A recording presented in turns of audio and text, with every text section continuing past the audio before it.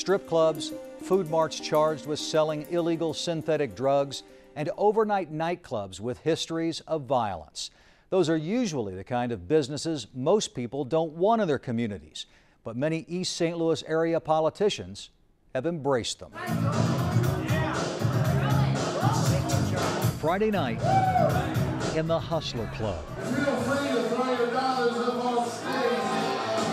The multi-million-dollar operation is part of the biggest industry in Washington Park, a poor village just north of East St. Louis. There are 10 strip clubs here, one for every 500 residents. The community has embraced us, and specifically the leaders of this community. A decade ago, then Washington Park Mayor Sherman Sorrell and his wife joined Hustler founder Larry Flynt for a ribbon-cutting ceremony to mark the club's grand opening. 2 months before that ribbon cutting, campaign finance records show the mayor received political contributions of $7,000 from the club that changed its name to Hustler. It was by far his largest campaign contributions. Sorrell declined to be interviewed for this program. Well, why would we want to be anywhere else? Inside Hustler, virtually all the employees and customers are white. There's plenty of money, and no one feels neglected. Outside the club, nearly all of the residents are black, many of them are poor, and the village looks largely abandoned. Since the Hustler ribbon cutting, Washington Park has filed for bankruptcy twice. Gambling, strip clubs, and convenient marts and other businesses selling booze seem to drive much of the economy in the East St. Louis area.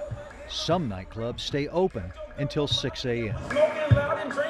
I think, to be honest, those are the people that are willing to come here to invest. Vicki Forby is the executive director of Emerson Park Development, an East St. Louis nonprofit that runs a job training program, a charter school, and has partnered on the development of hundreds of housing units. Investors are always looking for a return on their investment, and rightly so.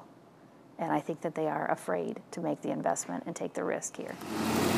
Emerson Park's biggest project was Parsons Place, a partnership with developer McCormick Barron Salazar. Built a decade ago next to the light rail line, Parsons Place now has nearly 400 apartments and a dozen homes. Despite being in a community decimated by poverty, corruption, and violence, Parsons Place inspired a second successful development next to it. Is there a lot of violence? Yes. Do I focus on that? No. Do I focus on the corruption? No. Do I focus on the negative? No. If I did all of those things, I'd be like those investors, and I'd leave. There are serious investors in East St. Louis, but many of them aren't serious about developing their property. A News 4 investigation found that much of the vacant land and housing is owned by speculators who don't live in East St. Louis.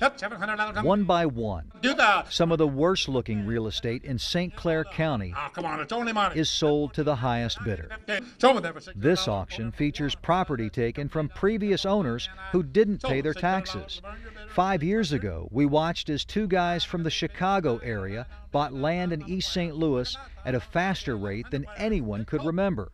Now the three companies based out of this small home in Skokie, Illinois, own nearly 800 pieces of property, hundreds more than the next largest private landowner. The area looks pretty good right now. A.J. Baba, who refused to name his investors during our interview 5 years ago, was the only publicly identified company official.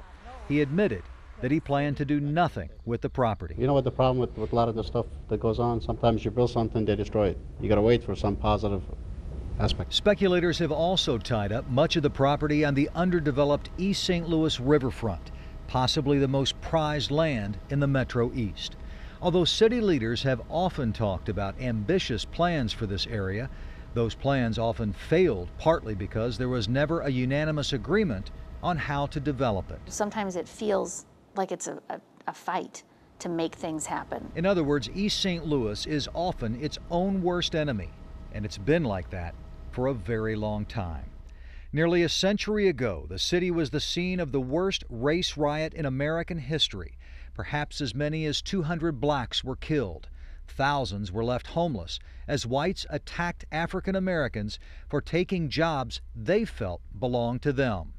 During the first 30 years after World War II, the East St. Louis area lost tens of thousands of jobs as employers moved to less expensive places to conduct business. And in the late 60s, 70s, and 80s, thousands of whites left for the suburbs. Why do you think it changed? I don't know. I couldn't explain that to you. I would like to know that myself, why they all ran away. The white people? They all ran away. How long did it take the white people to leave?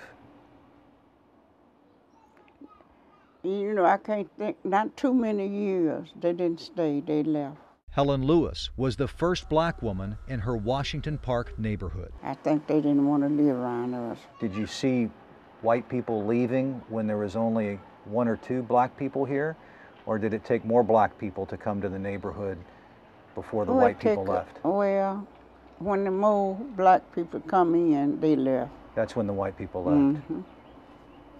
So you think that some of the white people thought it was maybe okay for just a few black people to live here, but not a lot of them. There weren't a lot of them, but a lot of them moved in. And when more black people moved in, then more white people left. And more white people left. How did that make you feel when that happened? Yeah, it was kind of crucial. Did it hurt? A little bit. The so-called white flight left a deep wound for many blacks left behind, but thousands of blacks also moved out of East St. Louis and the surrounding villages. People chased the money. Chase the money, absolutely. And if they could move out and get a better job and buy a better house and put their kids in a better school district, in most cases, didn't they do it? Wouldn't you? Absolutely. Yeah. I think that people are human, and they are going to do what is best for their self-interest first. And I think that's what happened. Now, according to the latest census figures, 98% of the people living in the East St. Louis area are black. 4 out of 10 East St. Louisans live in poverty, more than triple the state average. Residents here are far less likely to have graduated from college and far more likely to be unemployed. Repeated scandals and criminal prosecutions of public officials have prompted even less confidence among investors who might be willing to conduct business here. Somewhere we have lost our way when it comes to black leadership in East St. Louis. Retired nurse Phyllis McReynolds says 6 generations of her family have lived in East St. Louis. She still lives in the city and is a leader at Mount Zion Missionary Baptist, one of the oldest and most active churches in East St. Louis.